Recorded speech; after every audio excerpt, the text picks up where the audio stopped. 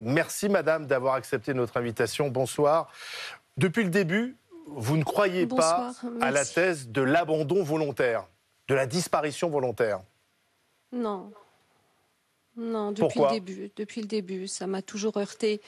C'est pas ma sœur, ça lui ressemble pas. Je persiste à dire qu'elle aurait dit au revoir à ses enfants. C'était une maman aimante, avec ses peurs et ses faiblesses aussi, mais elle était aimante et au quotidien, elle était là. Elle était là et entre deux, non, ça lui ressemble pas.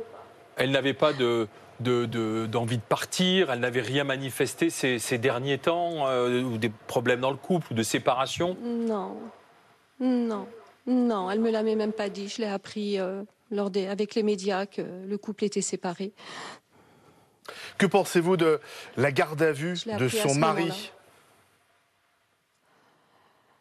C'est un choc terrible. Et en même temps, je me dis que voilà, c'est nécessaire qu'il s'explique mieux que ça, qu'il soit plus cohérent, qu'il y ait moins de faits, de dires différents. Et donc, j'attends beaucoup de cette garde à vue. Et j'espère que, voilà, on apprendra la vérité, enfin. Ouais. Vous êtes en contact avec ses enfants? Oui, avec surtout ses enfants, ses premiers enfants, plus âgés, oui. Ses fils aînés. Je suis en contact avec eux, oui, les enfants les plus âgés. Que disent-ils? Comment réagissent-ils? Pas les autres petits. Pardon, je vous ai mal entendu, excusez-moi. Que disent les enfants aînés de Karine? Comment réagissent-ils? Oh, comme moi, ils sont très inquiets. Ils ont tout de suite été très choqués, en disant pareil, que ça lui ressemble pas. Ce manque de nouvelles, c'est pas de nouvelles. Qu'elle ait envie de partir, ok, mais pas. Elle aurait donné des nouvelles. Il y a eu les anniversaires des enfants le 11 mai, le 3 juin, et elle aurait donné des nouvelles, Karine. C'est quelqu'un de sérieux, c'est pas. Mais... Elle est fidèle, elle est sérieuse. Elle n'aurait pas loupé en quelque sorte l'anniversaire de ses enfants? Non. Oh non, pour rien au monde. Pour rien au monde, non. C'était une maman très proche et aimante et non, elle n'aurait pas loupé l'anniversaire de ses enfants. Ça, j'en suis intimement persuadée. Mais depuis sa disparition, vous étiez en contact avec ses amis, avec ses proches, même avec son mari? Non. J'ai eu Michel comment ça se fait? au téléphone 43 jours après. Parce qu'il ne m'appelait pas, on ne s'appelait pas. On s'envoyait des messages SMS pour se donner des nouvelles. Donc le dernier datait du 18 mars pour son anniversaire. Mais on ne s'appelait pas. Ces derniers mois, nous ne nous sommes pas appelés. Mais pardon, ça veut dire que parfois. C'est-à-dire que depuis le début de cette affaire, depuis le signalement de la disparition par le mari lui-même de Karine, vous n'avez plus eu aucun message avec Michel Pial? Non, je l'ai eu 3 fois au téléphone. On s'est appelé 3 fois. La première fois le 10 mai, donc 43 jours après sa disparition. Donc il m'a expliqué tout ce qu'il a expliqué à tout le monde. Voilà, il m'a déroulé les faits de la journée, voilà, d'une façon très très calme, voilà. Et puis il m'a aussi beaucoup dit que Karine avait changé, qu'elle s'occupait plus des enfants, qu'elle s'occupait plus de la maison, qu'il avait même vidé 6 fois le sac de l'aspirateur. Enfin, tellement il y avait de poussière. Donc ça m'a heurté énormément, ça m'a beaucoup choquée. Et ensuite, on s'est rappelé 2 fois où on a parlé un petit peu des enfants et on s'est dit qu'il faudrait qu'on s'appelle et que les enfants soient là pour qu'on puisse leur parler. Et ensuite, il n'y a rien eu derrière. Mais vous étiez convaincu par ce qu'il disait? Par ses explications? Non, j'attendais des preuves, des éléments. C'est ce qu'il dit, mais il est le seul à être là ce jour-là. Donc, j'y crois et en même temps, je me dis... il en oublie certainement. Enfin, j'avais toujours, je sais pas, un mauvais pressentiment. Mais quand quand il vous dit que finalement votre sœur a changé, elle s'occupe moins des enfants, il y a donc sans doute des problèmes dans le couple, vous n'imaginez pas une envie de votre sœur de quitter peut-être du jour au lendemain son mari et de partir refaire sa vie? Ben si, puisque d'après les dires de Monsieur Pial, ma sœur était plus très bien dans son quotidien, donc ça pouvait laisser présager une envie de faire un break, de partir s'aérer. Donc oui, jusque-là, on peut se dire c'est possible, hein, mais la façon dont elle est partie, ça va pas. Vous n'y croyez pas? Mais vous-même, quel rapport J'ai du mal à y croire. J'ai beaucoup de mal à y croire. Ouais, mais quel rapport vous entreteniez avec votre sœur? Vous l'avez vu changer au fil des mois, au fil des semaines? Non, non. Il y avait moins d'appels, moins de messages. Sa réponse à son message d'anniversaire que je lui ai envoyé, je l'ai trouvée très froide. Mais j'ai même pensé que c'était pas elle qui m'avait répondu. Ça, je l'avais dit. J'avais pensé que son message était froid. C'était pas comme d'habitude. ouais. Mais elle ne me confiait pas de choses intimes.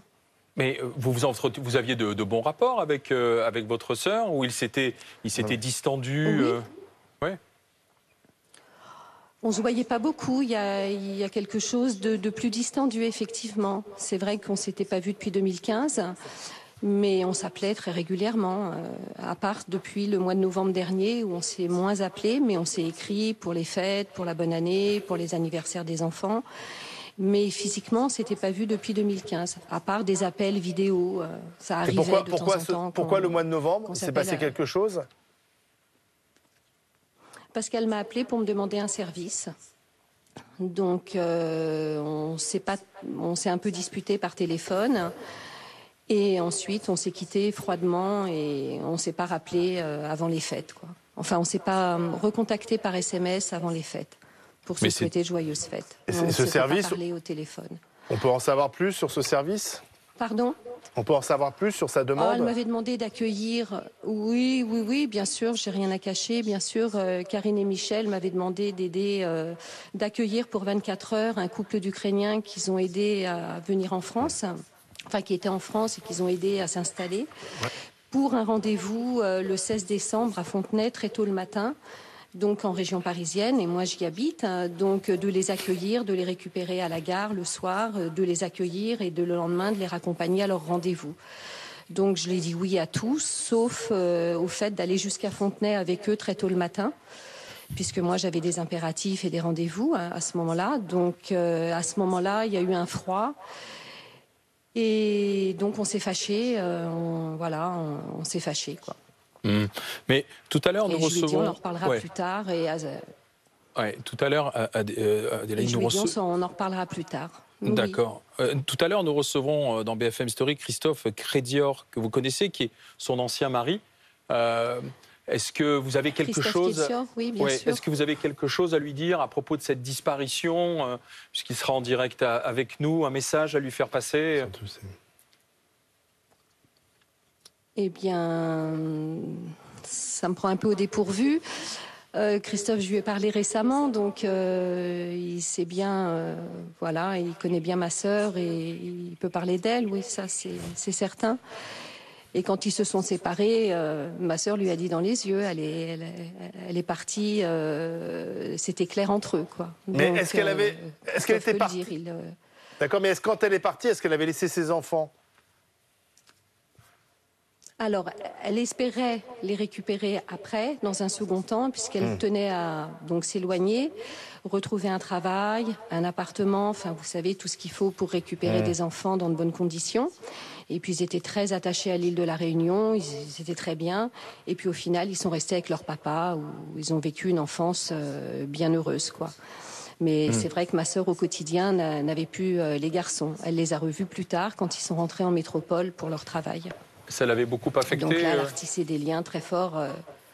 Oui, ça l'avait beaucoup affecté. Pardon. Non, mais ça veut dire qu'elle était capable quand même de quitter ses enfants? Oui, mais si vous voulez, c'était un départ acté, c'était dit, c'était clair, c'était net. Après, pour des enfants, c'est toujours un éloignement terrible, une maman qui va loin.